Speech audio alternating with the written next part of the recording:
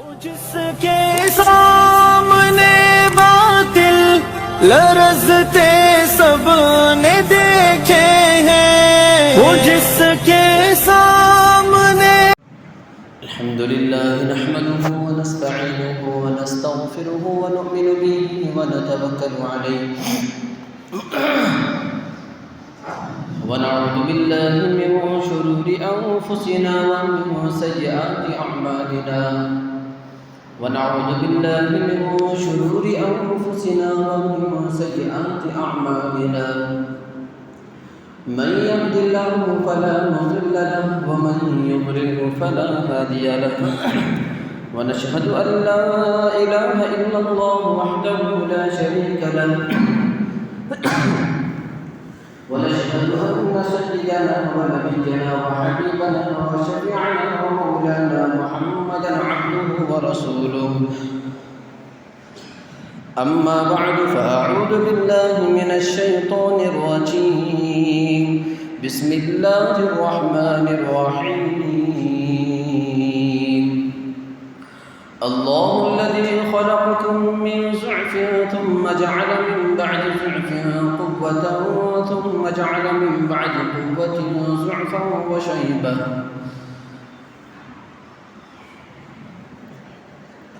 وقال النبي صلى الله عليه وسلم ما رأيت للمتحابين خيرا من النكاح رواه البخاري أو كما قال رسول الله صلى الله عليه وسلم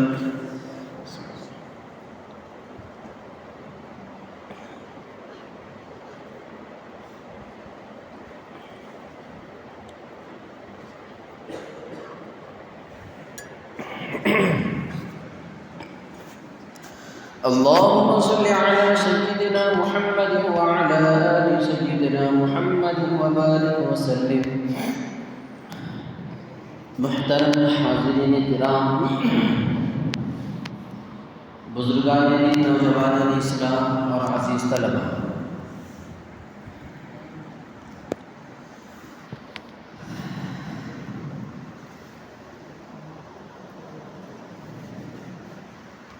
آج معاشرے میں ایک بہت ہی حساس مسئلہ، ایک بہت ہی اہم مسئلہ،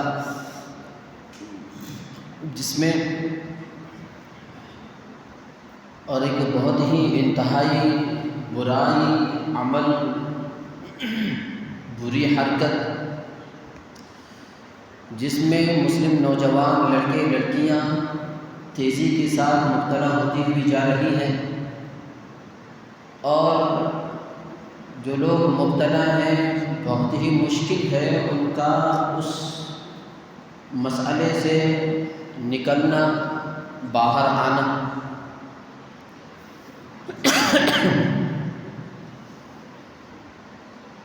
اور اس مسئلے کا ماحول جو تیزی سے بدلتا ہوا جا رہا ہے، جس کو لوگ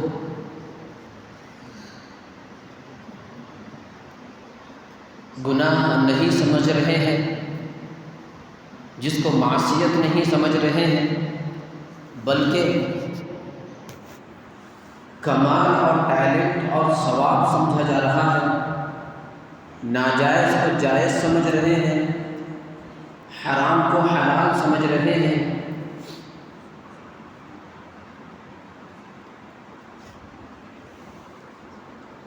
اور اس کو محبت کا نام دے کر، پیار کا نام دے کر، لفظ کا نام دے کر اس میں معاشرہ بڑی تیزی کے ساتھ ملوث ہوتا ہوا جا رہا ہے۔ پچھلے جمعے میں اس کی تفصیلات بہت حد تک آپ حضرات کے سامنے آ چکی تھی، چونکہ ایک بہت ہی وسیع و عریض عنوان ہے، ٹاپک ہے، اور جس کو بولنا انتہائی ضروری ہے۔ معاشرے میں جس چیز کو غلط کو صحیح اور صحیح کو غلط جو معاشرہ سمجھتا ہے، اس پر کہنا، اس کی حقیقت کو بیان کرنا، اس کے پس منظر کو بولنا،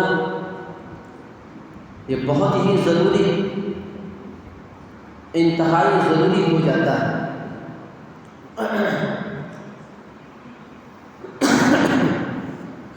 اور اس میں مبتلا ہونے والے قوم کے نوجوان لڑکے لڑکیاں جن پر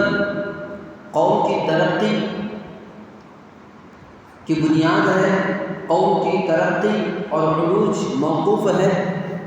انہی نوجوان لڑکے لڑکیوں سے ہی قوم کی ترقی کا پتہ چل جاتا ہے کہ قوم کتنی آگے جائے گی، کتنے عروج پر پہنچے گی، قوم کا کتنا نام ہوگا، نیک نام ہوگا، انہی نوجوان لڑکے لڑکیوں سے معلوم ہو جاتا ہے۔ نوجوانی یہ اتنی اہم اور اتنی اہمیت کے حامل ہے، اللہ تبارک و تعالیٰ نے قرآن مجید میں جگہ جگہ نوجوانی کے تعلق سے فرمایا، اس کی اہمیت کو بتایا، اس کی خاصیت کو بتایا۔ اللہ نے فرمایا اللہ الذی خلقکم من ضعف قوة، اللہ الذی خلقکم من ضعف ثم جعل من بعد ضعف قوة ثم جعل من بعد قوة ضعفا وشیبہ۔ اللہ وہ ہے جس نے تم کو پیدا کیا کمزوری سے۔ انسان جب انسان سے پیدا ہو جاتا ہے، اپنی ماں سے پیدا ہوتا ہے، دنیا میں آ جاتا ہے تو انتہائی کمزور، انتہائی ضعیف، اس کے پاس کسی قسم کی طاقت اور قوت نہیں ہوتی۔ انسانی مخلوق کے علاوہ دنیا میں جتنے بھی مخلوق ہوتے ہیں جن کو اللہ تعالیٰ نے پیدا کیا ہے، ان مخلوق کی طرف آپ توجہ کرو، نظر دوڑاؤ۔ ہر مخلوق جب اپنے اولاد کو جنم دیتی ہے، انسان جتنا کمزور ہوتا ہے اتنا کمزور کوئی مخلوق نہیں ہوتی۔ ہر مخلوق جب اپنی اولاد کو جنتی ہے تو کچھ ہی دیر میں وہ چلنے بھی لگتی ہے، دوڑنے بھی لگتی ہے، دیکھنے بھی لگتی ہے، سننے بھی لگتی ہے، کھانے بھی لگتی ہے، پینے بھی لگتی ہے۔ ہر جانور کا بچہ پیدا ہوتی ہی چند لمحات میں طاقتور اور مضبوط ہو جاتا ہے، لیکن انسان کا بچہ بہت ہی کمزور، اتنا کمزور کہ وہ چلنے اور اٹھنے تو درکنار، وہ بیٹھنے کے بھی قابل نہیں رہتا، بیٹھنے تو درکنار، کروٹ لینے کے بھی قابل نہیں ہوتا، اتنا کمزور، کھانے کے بھی قابل نہیں رہتا، صرف پتلی چیز پر، دودھ پر اس کا گزارا چلتا رہتا ہے۔ تو اللہ تبارک و تعالیٰ نے انسان کو پہلے کمزور بنایا، پھر کمزوری سے اللہ تبارک و تعالیٰ نے من بعد ضعف قوة مضبوط بنایا، کمزوری ختم ہوئی، پھر اس کو طاقت بخشا، اس کو قوت بخشا اللہ تبارک و تعالیٰ نے، نوجوانی کے عالم میں وہ آیا۔ پھر اس کے بعد ثم جعل من بعد قوة ضعفا، پہلے کمزور، بچپن میں کمزور تھا، نوجوان ہوا، طاقتور ہوا، پھر طاقتور ہونے کے بعد بڑھاپے میں آ کر پھر کمزور ہوا۔ یہ تین مرحلے انسان کے گزرتے ہیں اپنی پیدائش کے بعد، پہلے کمزور، پھر طاقتور، پھر کمزور، بڑھاپے میں اتنا کمزور ہو جاتا ہے، اللہ نہ کرے کسی کے اوپر ایسے حالات نہ آئے جب آدمی کمزور ہو جاتا ہے، بہت زیادہ بڑا ہو جاتا ہے، تو وہ ایک دم بچہ نما ہو جاتا ہے۔ بچہ جس طرح پاخانہ پیشاب بھی نہیں کر سکتا اور اپنا پاخانہ پیشاب بھی صاف نہیں کر سکتا، وہاں تک اس کی نوبت آ جاتی ہے، بہت کمزور، ہر لائن سے، کھانے پینے کے تعلق سے بھی وہ کمزور ہو جاتا ہے، کھانا ہضم نہیں ہوتا اس کو، چلنے پھرنے سے بھی وہ کمزور ہو جاتا ہے، طاقت و قوت اس کے ہاتھ پیر میں نہیں ہوتی، اتنا کمزور ہو جاتا ہے۔ لیکن اللہ تبارک و تعالیٰ نے یہ تین مرحلوں میں سے جو بیچ کا مرحلہ ہے، یہ طاقت والا، قوت والا، یہ نوجوانی والا ہوتا ہے۔ یہ طاقت اور قوت جس عمر میں اللہ تبارک و تعالیٰ نے اس کو دیا ہے اس کو نوجوانی کہتے ہیں، اور ہر انسان جو بھی کرنے کا خواہش مند ہوتا ہے، بننے یا بگڑنے کا، سدھرنے کا، یہ صرف اور صرف نوجوانی میں رہتا ہے۔ آدمی جو بھی کر سکے گا بچپن میں کچھ نہیں کر سکے گا، بڑھاپے میں کچھ نہیں کر سکے گا۔ اور اللہ تعالیٰ نے یہ 3 مرحلوں سے انسان کو گزارا ہے۔ کوئی انسان کوئی مرحلہ کو اپنے طور پر واپس لا نہیں سکتا۔ نوجوان ہو گیا دوبارہ وہ بچپن لا نہیں سکتا، بوڑھا ہو گیا دوبارہ وہ نوجوانی کو لا نہیں سکتا۔ ہر مرحلے کو اللہ تعالیٰ نے اپنے کنٹرول میں، اپنے قابو میں، اپنے تصرف میں رکھا ہے۔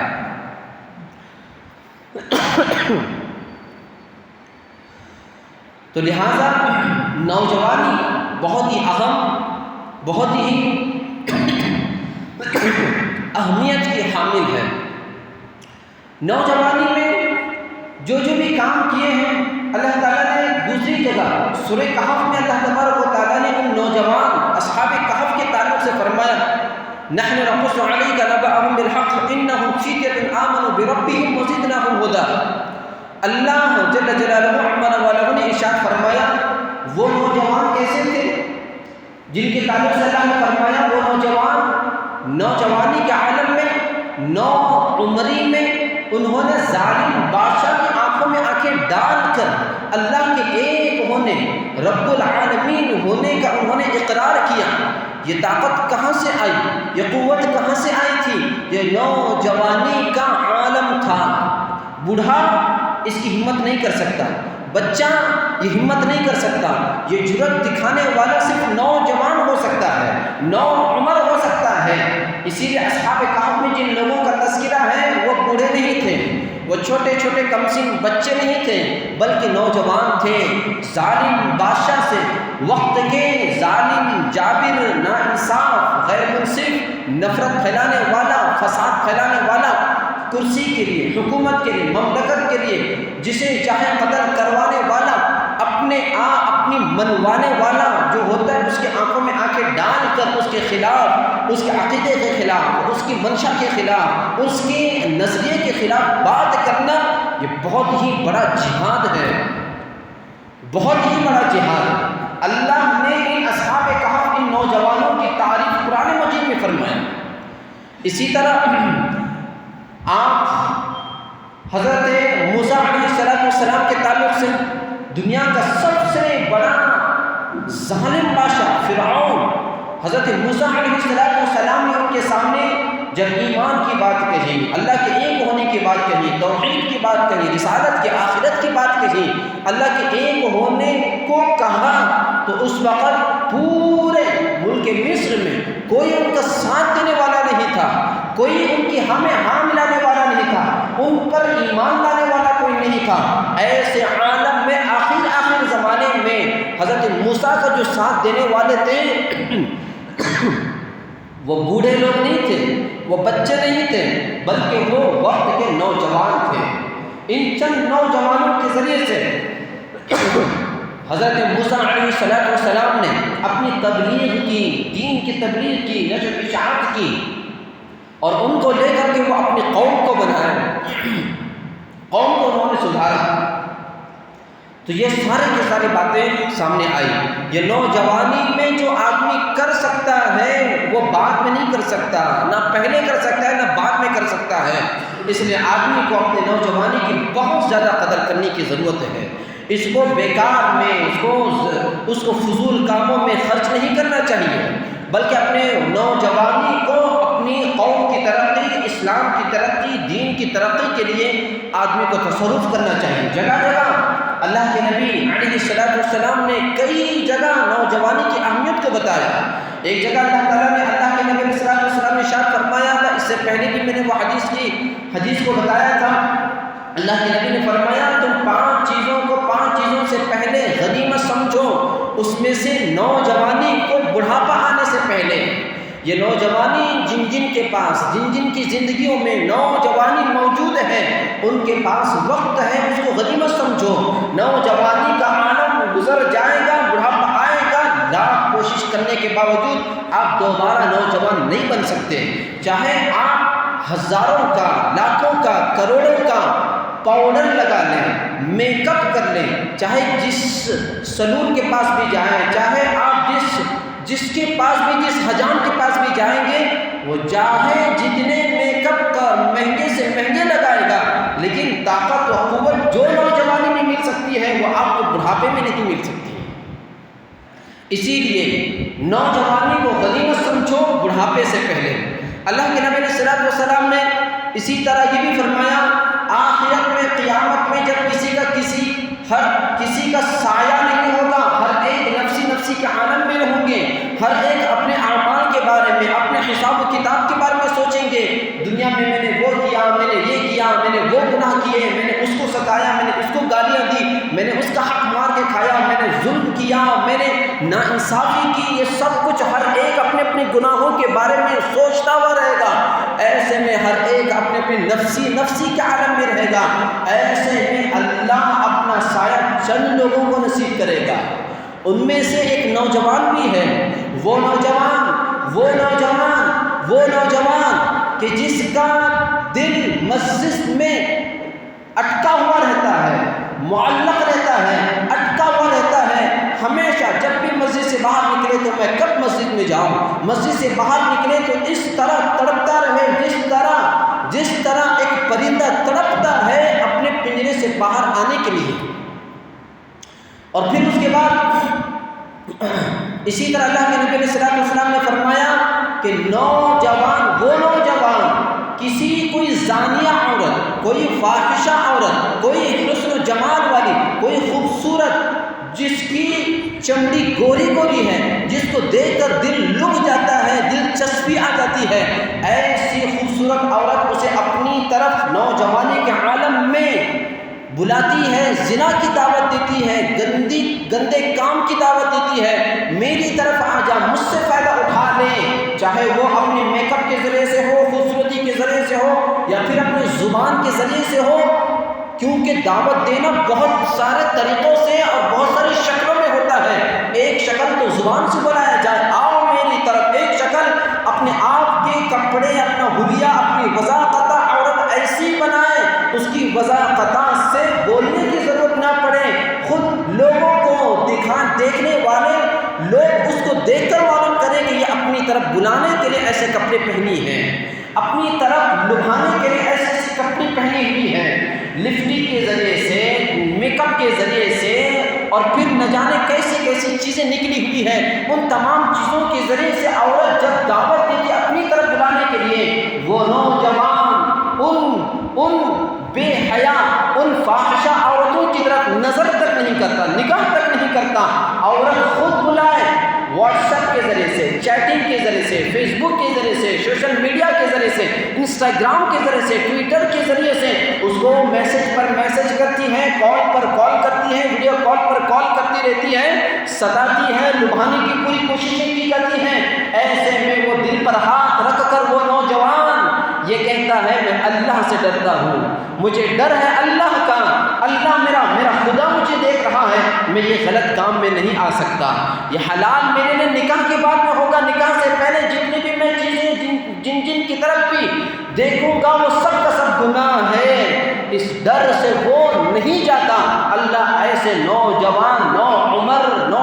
لڑکے کو جو کالج میں پڑھنے والا ہے، تجارت کا کام کرنے والا ہے، مارکیٹ میں کام کرنے والا ہے، ایسے نوجوانوں کو قیامت میں اللہ اپنا سایہ نصیب کریں گے،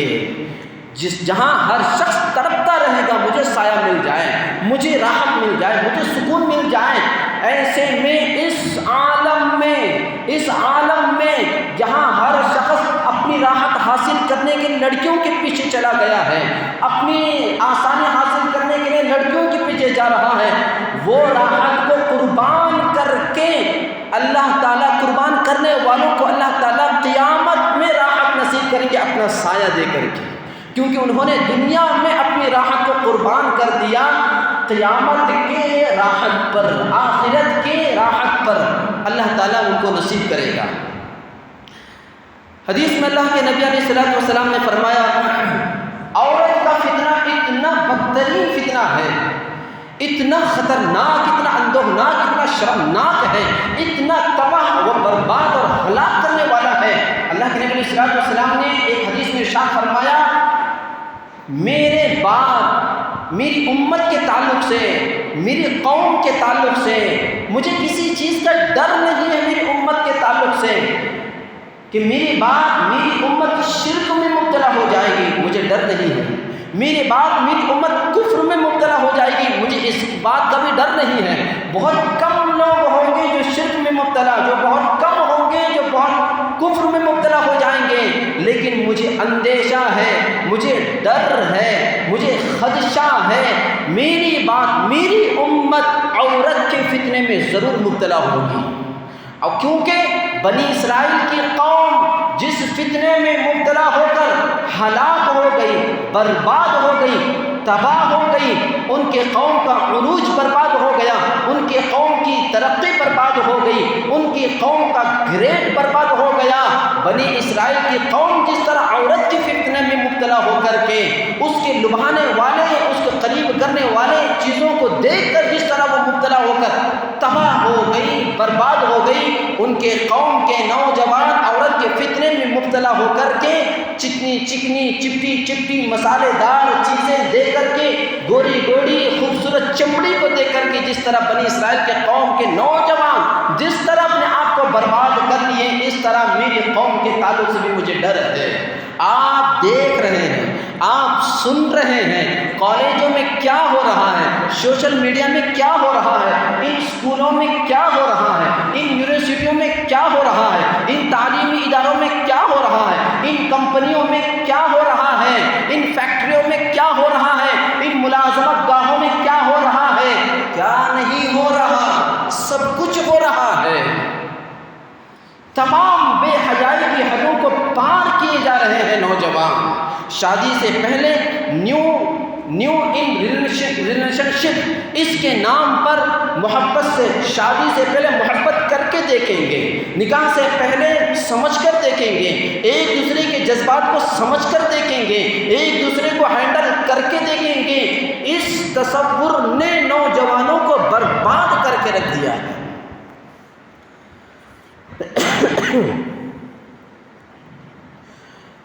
اسی طرح حدیث میں اللہ کے نبی صلی اللہ علیہ وسلم نے ایک اور جگہ پر ارشاد فرمایا،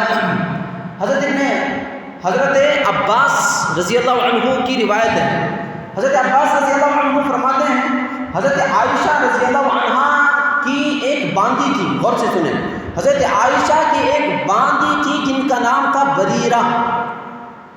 ایک اور صاحب کے غلام تھے جن کا نام تھا مغیث۔ غلامی میں باندی ہیں بریرہ، مغیث بھی ہیں غلام۔ حضرت عائشہ نے بریرہ کا نکاح کر دیا حضرت مغیث سے، نکاح ہو گیا، پھر اس کے بعد حضرت بریرہ آزاد ہو گئی۔ آزاد ہو جانے کے بعد شریعت میں یہ اصول ہے، قانون ہے، مسئلہ ہے کہ غلامی کے دور میں آقا نے جہاں میرا نکاح کیا، باندی کے آزاد ہونے کے بعد باندی کو یہ اختیار حاصل ہوتا ہے اس نکاح میں جو نکاح کے میرے آقا نے میرا کروایا ہے، اس نکاح میں چاہوں رہوں یا پھر نہ رہوں۔ اس کو کہتے ہیں شریعت میں خیار عقد، جس طرح کے خیار بلوغ حاصل ہوتا ہے۔ بچپن میں ان کا نکاح کروایا گیا، ماں باپ کے علاوہ کسی اور نے نکاح کروایا، ماں باپ کا انتقال، ماں باپ کے اس بچپن میں بچوں کے رشتہ داروں نے ان کا نکاح کروایا، بالغ ہونے کے بعد اب یہ بالغ ہو جانے کے بعد ان کو اختیار حاصل ہے، چاہے نابالغ کے دور میں والیوں نے جو نکاح میرا کروایا اس نکاح کو میں باقی رکھوں یا نہ رکھوں، ان کو اختیار رہتا ہے۔ اس کو کہتے ہیں خیار بلوغ۔ اس طرح حضرت بریرہ کو خیار عتق حاصل تھا، تو آزاد ہونے کے بعد انہوں نے کہا میں مغیث کے نکاح میں نہیں رہنا چاہتی۔ حضرت مغیث کو حضرت بریرہ سے اتنی محبت ہو چکی تھی، اتنا عشق ہو چکا تھا، وہ دیوانے ہو گئے تھے اپنی بیوی کی محبت میں، بہت زیادہ محبت اپنی بیوی سے کیا کرتے تھے، لیکن حضرت بریرہ ان کے نکاح میں رہنا نہیں چاہتی تھی۔ انہیں کہہ دیا میں نہیں رہنا چاہتی ہوں، ابھی طلاق نہیں ہوئی، ابھی خلا نہیں ہوا، لیکن بس انہوں نے اپنے ارادے کا اظہار کیا کہ میں نہیں رہنا چاہتی۔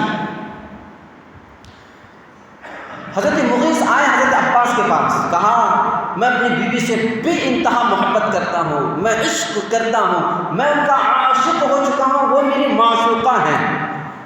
وہ میری محبوبہ ہیں۔ پھر اس کے بعد حضرت عباس کے پاس یہ جب اپنے مسئلے کو لے کر آئے تو حضرت عباس حضور کے پاس گئے، حضور سے کہا آپ تھوڑا بریرہ سے بات کر لیں، سفارش کر دیں، گزارش کر دیں کہ وہ حضرت مغیث کے نکاح میں باقی رہیں۔ حضور نے بریرہ کو بلایا، بریرہ کو بلایا اور کہا بریرہ تمہارا نکاح باندھی ہونے کی حالت میں حضرت عائشہ نے کروایا تھا مغیث سے، مغیث تم سے بہت بے پناہ محبت کرتے ہیں، بے انتہا محبت کرتے ہیں، آپ ان کے نکاح میں باقی رہو، مت جاؤ۔ حضرت مغیث بریرہ جہاں جہاں جا رہی ہے ان کے پیچھے پیچھے جا رہے ہیں محبت میں۔ حضرت عباس فرماتے وَالدُّمُوعُ يَسِيلُ عَلَى لِحْيَتِهِ، جب وہ بے رخی اختیار کر کے حضرت بریرہ جا رہی ہیں، حضرت عباس فرماتے ہیں کہ میں نے دیکھا ان کے آنکھوں سے آنسو جاری ہے، عشق میں، محبت میں، پیار میں، اور وہ آنسو ان کی داڑھی تک آ چکے ہیں، اتنی محبت تھی۔ حضرت بریرہ کو بلا کر کے حضرت حضور نے پوچھا آپ ان کے نکاح میں باقی رہو۔ حضرت بریرہ نے کہا اتأمرنی تشاورنی، یا رسول اللہ، اے اللہ کے رسول یہ تمہارا حکم ہے یا پھر تمہارا مشورہ ہے؟ کہا یہ میرا مشورہ ہے، یہ میرا حکم نہیں ہے، کیونکہ اسلام نے تم کو اجازت دی ہے، حق دیا ہے، اختیار دیا ہے، چاہے تو تم نکاح میں باقی رکھ سکتے ہو یا نہیں رہ سکتے۔ وقت کا نبی، کائنات کا سردار حضور کہہ رہے ہیں یہ شریعت میں تم کو اختیار دیا گیا ہے۔ تو پھر اس کے بعد حضرت بریرہ نے سن کر کے اپنا جو فیصلہ کیا وہ کیا۔ یہاں کہنا یہ ہے کہ اللہ نے شریعت میں، اسلام کے اندر ماں باپ کو خیال کرنا چاہیے،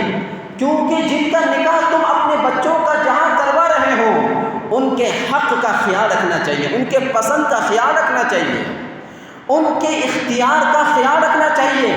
ان کو پوچھے بغیر آپ چاہتے ہیں مالدار گھرانے میں نکاح کریں، آپ چاہتے ہیں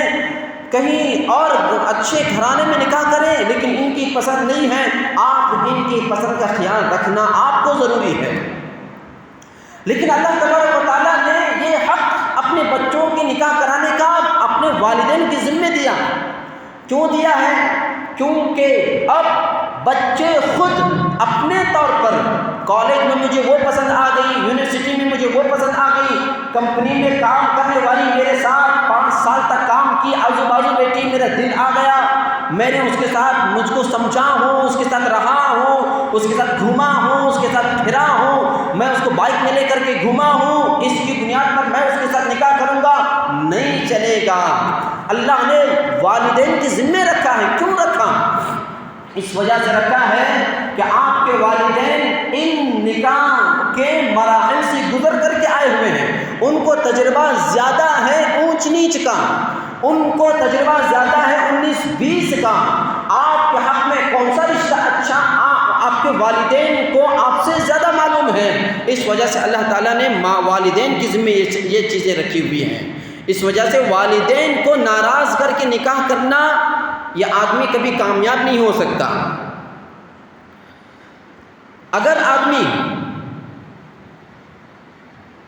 اگر کوئی شخص کالج میں پسند آ گئی، کمپنی میں پسند آ گئی، والدین کو ناراض کر کے نکاح کرتا ہے، ماں باپ کی ناراضگی کی وجہ سے نکاح کرنے پر سب سے پہلے تو وہ لو میرج کر کے نکاح کرنے والے اپنی زندگی میں کبھی کامیاب نہیں ہوں گے، کبھی کامیابی اس کو حاصل کہیں بھی نہیں مل سکتے۔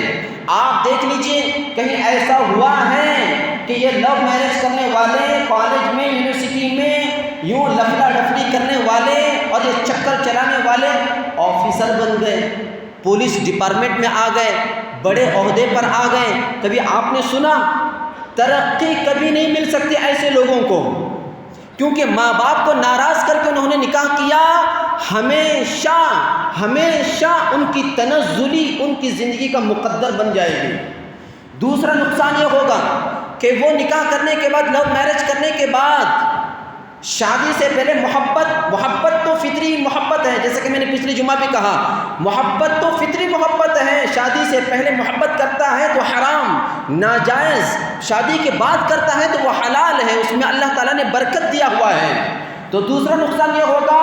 کہ ماں باپ کی ناراضگی کی وجہ سے وہ گھر آباد کرنے کو تیار ہو جائیں گے، آپ کے ماں باپ بھی راضی نہیں، میرے ماں باپ بھی راضی نہیں، ہم کیا کریں گے، ہم کہیں شہر چھوڑ کر کے چلے جائیں گے، گھر خریدیں گے، گھر کرایہ پر لیں گے، آپ کام کرو ہم وہاں رہیں گے، گھر آباد کرنے کے چکر میں رہیں گے،